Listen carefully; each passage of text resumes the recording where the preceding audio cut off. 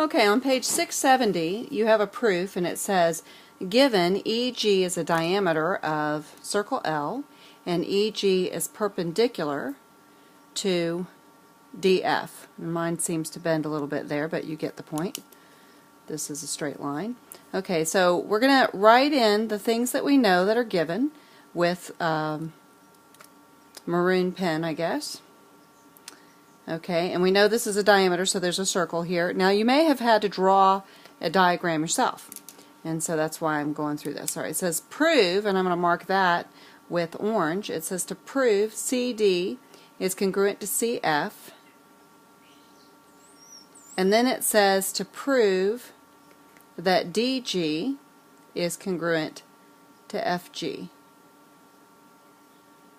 Okay, and they give you a plan for it. They say draw LD, which is already drawn in this figure, they've done it for you, and LF. Use congruent triangles to prove that CD is congruent to CF. That means you're going to have to actually go through that process. And then prove that angle DEG is congruent to angle FLG, and then show that the two arcs are congruent. Okay, so we're going to mark what we know. We're going to do that in black. Actually, maybe we should use the black for the given stuff since you can't see that maroon anyway. And then let's talk about some other things that we know because we can see this in the figure. We know that FL is congruent to DL because they're both radii, and all radii are congruent. And we know that this is a right angle here, okay, on both sides. And we also know that this side, CL, is congruent to itself.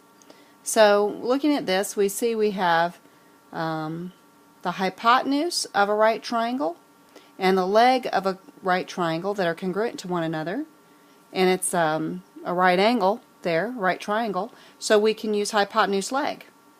But we have to say each of these things.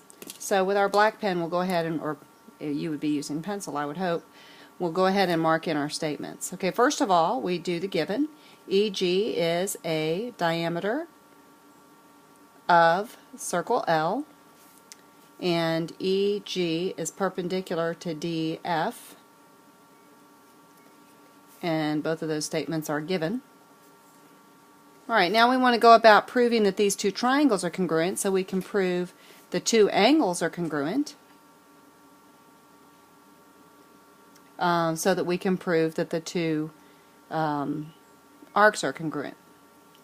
Okay, so first thing we're going to do is say that DL is congruent to FL. Now there are times when I actually write down all of the answers for you, and this will be one of those times because some of you look at this and some of you don't. Okay, and that's because all radii are congruent, or you might have written definition of a radius. Okay, both of those would work because the radius is always that equal segment from the center. Alright, and then we're going to say that CL, whoops, that's LL. CL is congruent to CL, and that is reflexive.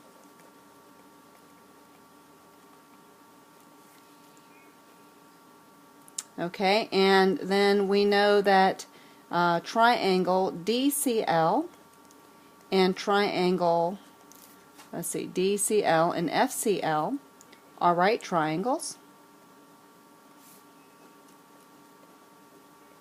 Or you might have said angle LCD is and angle LCF are right angles.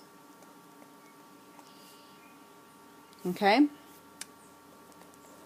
And that's the definition, well, we have definition of perpendicular lines because it says EG is perpendicular to DF. They form right angles. Okay? And you know, there are many ways to say some of these things, and that's why I go over the different things you might have said. Alright, and then because we've proven the hypotenuse and the leg congruent, that we can say triangle DCL is congruent to triangle FCL, FCL, by hypotenuse leg congruence, or hypotenuse leg. Some people just put hypotenuse leg. All right, now we can say that the two angles are congruent, and that was part of the plan. It says to prove angle DEG is DLG and angle FLG are congruent. So angle DLG is congruent to angle FLG, and that's by corresponding parts of congruent, I'm going to use a congruent sign, triangle are congruent. Or some of you say kapikatuk, but I want to remember what it means.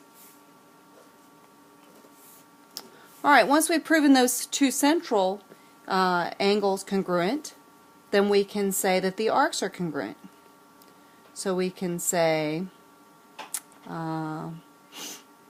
DG is congruent to FG because, let's see, how do we want to put this?